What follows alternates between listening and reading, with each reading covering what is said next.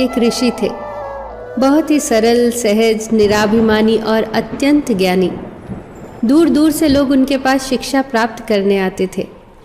एक राजकुमार भी उनसे शिक्षा प्राप्त करने आया।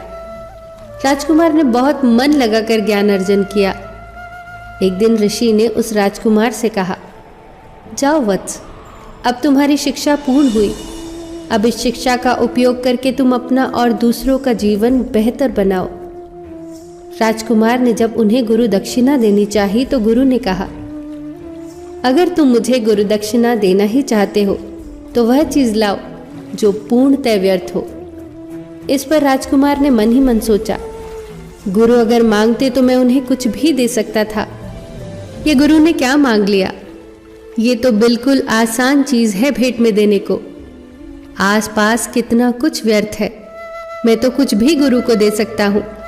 यह सोचकर उसने मिट्टी उठाने के लिए जैसे ही हाथ बढ़ाया तो मिट्टी बोल उठी, ठहर मनुष्य, यह क्या कर रहा है? तू मुझे व्यर्थ समझता है? तेरे खाने पीने से लेकर बहुमूल्य धातुएं और ऐसी अनेक वस्तुएं क्या मुझी से उत्पन्न नहीं होती? ये विविध रूप, रंग, रस, गंध क्या मुझसे ही उत्पन्न नहीं होते? मिट्टी की बात सुनकर राजकुमार सोच में पड़ गया और फिर वो आगे बढ़ गया। वो थोड़ी ही दूर गया था कि उसने देखा कि एक स्थान पर गंदगी का ढेर लगा है। राजकुमार को लगा, इससे व्यर्थ तो कुछ और हो ही नहीं सकता, और ये सोचकर राजकुमार ने जैसे ही उसे उठाने के लिए अपना हाथ बढ़ाया तो उसमें से आवाज आई, रुको मानव, तुम मुझे व्यर्थ समझने की भूल भला कैसे कर सकते हो? क्या तुम भूल गए कि धरती को पोषित करने वाली खाद मुझी से बनती है? तुम्हारी फसलों को प्राण और पोषण मुझी से मिलता है। मैं व्यर्थ कैसे हो सकती हूँ? युवक अब सोच में पड़ गया और मन ही मन मुस्कुराने लगा।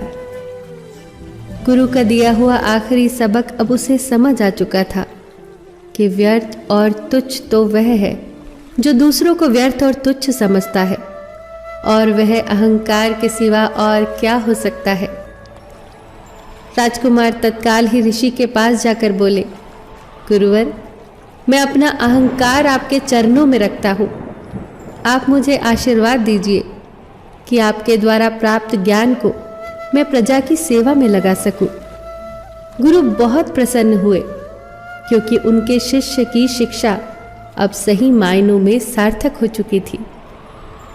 दोस्तों, इंसान के भीतर सबसे व्यर्थ उसका अहंकार होता है। अहंकार जितना बढ़ता जाता है, मनुष्य के गुण उतने ही नष्ट होते जाते हैं। अहंकार के बढ़ने से मिलता कुछ भी नहीं, सिर्फ खोता है। क्या खूब कहा है किसी ने, अहंकार में 3 गए, धन, वैभव और वंश। ना मानो तो देख लो रावण, कौरव, कंस। फिर मिलेंगे दोस्तों अगली वीडियो के साथ। तब तक के लिए अपना ख्याल रखना और हमेशा मुस्कुराते रहना।